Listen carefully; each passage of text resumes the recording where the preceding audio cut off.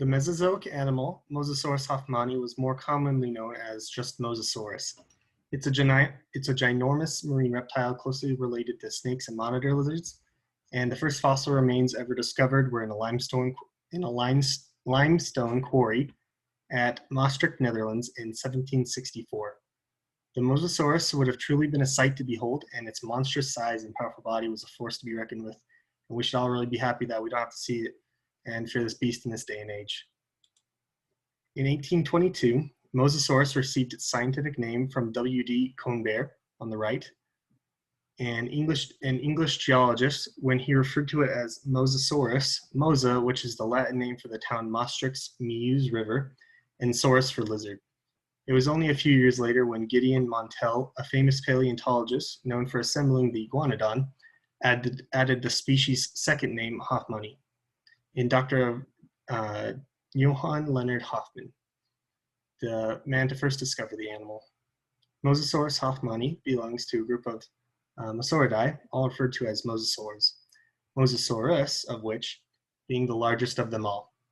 Some of the creatures within the family of mosasaurs were Prognathodon, Tylosaurus, and Plotosaurus.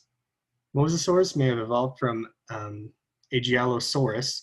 Aegialosaurus was an incredibly small creature, and in comparison to their future brothers and sisters, it's really surprising that they grew up to be that.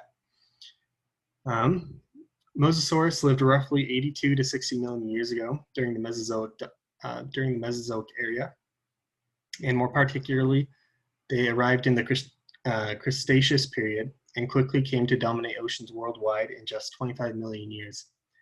Ichthyosaurs went extinct in the last 20 million years of the Cretaceous, and plesiosaurs also began to disappear, and this left the Mosasaurus as the prominent marine predator of that time. Many characteristics of the skull of a Mosasaurus show that it was among the most advanced of the mosasaurs.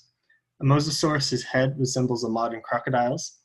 The skull is robustly constructed with a tightly assembled platal complex.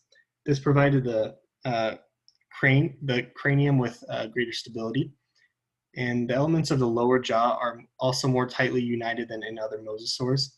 Tooth crowns are divided into several distinct, unique cutting prisms.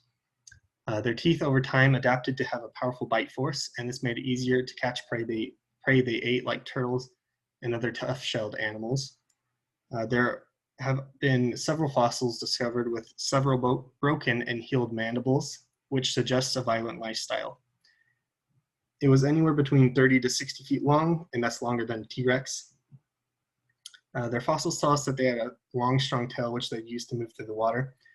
Scientists originally thought the Mosasaurus swam by moving their entire body like a crocodile or an eel, but they now know that the Mosasaurus had what looks like an upside-down shark's tail, which they instead used for propulsion through the water.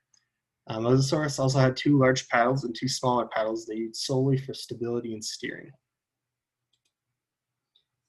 The Mosasaurus had a unique ecology.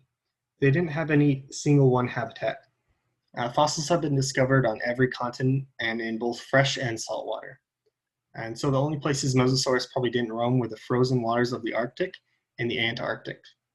Unlike many reptiles today, the Mosasaurus gave birth to live young rather than lay eggs like most lizards.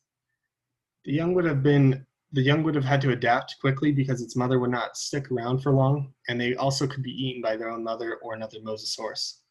Similar to aquatic animals, they mainly stayed close to the water's surface since their organs were not well equipped for deep waters.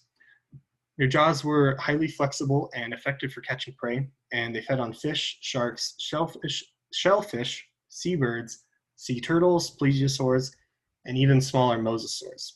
So they pretty much ate whatever they could find. We know that the Mosasaurus had a similar hunting style to sharks. They're more like an ambush predator, and they took advantage of their fast swimming and their devastatingly strong teeth, which they would grab and tear anything with, even tough shells like a shell of a turtle or ammonite. And since the Mosasaurus was the largest predator out there, it didn't really have any official predator of its own. Only another Mosasaurus could have put up a challenge. And that's the end of my presentation. Thank you so much for watching.